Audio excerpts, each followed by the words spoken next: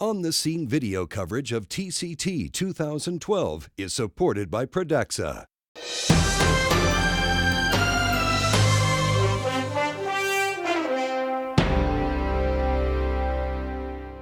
So thank you for the opportunity to present our results here in the press conference, the results of the cardiac magnetic resonance substudy of the AIDA-STEMI trial. So the study was supported by an unrestricted grant by Lilly, Germany, the University of Leipzig, and supported by the Federal Ministry of Education and Research in Germany. So we studied whether intracoronary bolus administration of Abciximab as compared to intravenous bolus administration of Abciximab is superior regarding clinical events. You see here the total population, which we have recently published in the Lancet, 2,065 patients, and we were not able to discriminate that intracoronary bolus administration of Abciximab is superior to intravenous bolus administration with respect to a clinical endpoint: death, reinfarction, and new congestive heart failure. But we looked also in the single components of this primary endpoint, and we found that the occurrence of new congestive heart failure was significantly lower in the intracoronary group as compared to the intravenous group, and this may be a result of a reduction in myocardial infarction. So we have given the bolus of the Abciximab, which is a glycoprotein 2B3A inhibitor, via the guiding catheter, and if you measure the blockage of the GP2B3A receptor on the platelets in the blood coronary sinus, this is higher, at least during the first pass of this administration.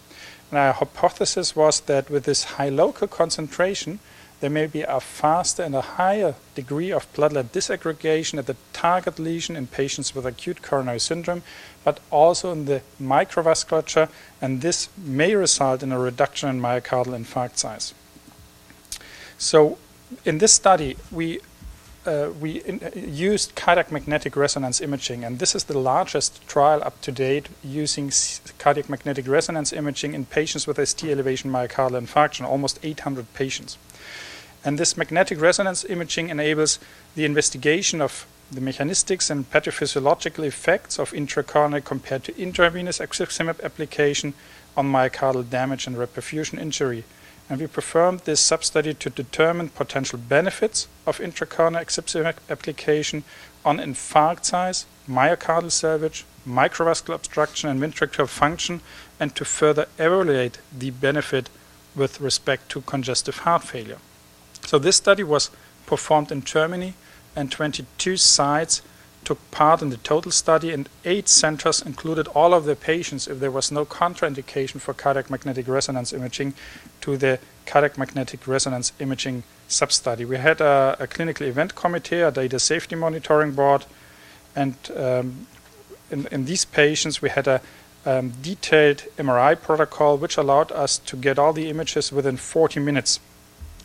And we were able to assess the area at risk, which is edema, plus hemorrhage in T2 weighted images. We were able to assess the left ventricular function, the left ventricular volumes, and in delayed enhancement we were able to assess late microvascular obstruction as well as the infarct size. So 394 patients were randomized to the intracoronary bolus Abciximab administration and 401 to the intravenous group, and both groups received the standard 12 hours infusion by the intravenous route of administration. There were no differences in the baseline characteristics. About 20% of the patients had diabetes mellitus, and about 50% of the patients had anterior myocardial infarction. So the area at risk was quite high, so we had in median 35% at risk of the left ventricular muscle mass in both groups, and the infarct size unfortunately did not differ between both groups, so we had in median 16% with the intracoronary administration and 17% with the intravenous administration, and the same for the other characteristics.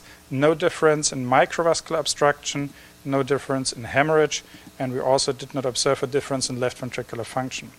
This subgroup analysis did not show that there was a benefit for any of the subgroups with respect to infarct size, including patients at higher risk with anterior myocardial infarction and those with a short time difference between symptom onset and randomization. We also looked, this is the largest MRI trial with STEMI patients, in patients without MACE and those with MACE regarding the differences in the MRI parameters.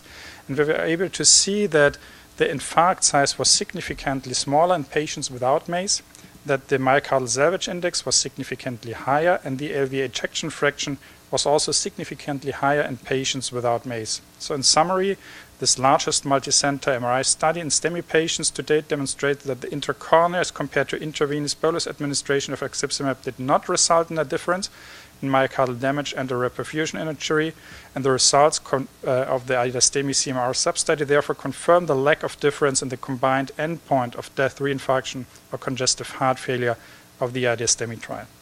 Thank you. Great, thanks so much. Any questions from the press? Alice, what are your thoughts? Well, this was nicely done, and I think it sort of completes your trial now. The results, I would think, were what you anticipated, since you didn't show any difference in the overall trial in CK and flow, I think, as I remember last year, and SD segment resolution. So this confirms it. I think the overall trial was discussed last year, reasons for that you didn't show the anticipated difference. The event rate was smaller than anticipated, as I remember. The intravenous bolus could circulate quickly. It was given via the guide rather than distally, so there were those issues. But I think this very nicely and neatly puts it all together. Any thoughts on the use of the MRI as an endpoint? I mean, this is the largest MRI study. There are some people that believe that the early MRI may differ from the late MRI just because edema can resolve. Is this something that we can use now? Because it's harder and harder to do trials now. Is this an endpoint that's valid? I think we have, yes, it's a valid endpoint because we have shown in this largest MRI trial that it is important to reduce the size of myocardial infarction. Patients without MACE had a significantly lower myocardial infarct size determined by MRI.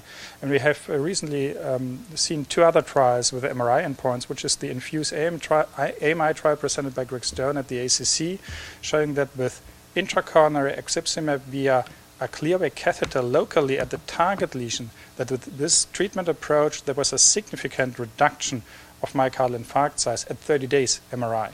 And we have yesterday heard the results of the master trial of a subgroup of patients with MRI, that with the MGuard, a mesh-covered stent, that this MGuard stent, there was also a trend towards a lower myocardial infarct size as compared to the standard treatment. So I think it's really important to have those trials and to look that we get therapies to reduce myocardial infarct size, which translates into a better clinical outcome in our patients.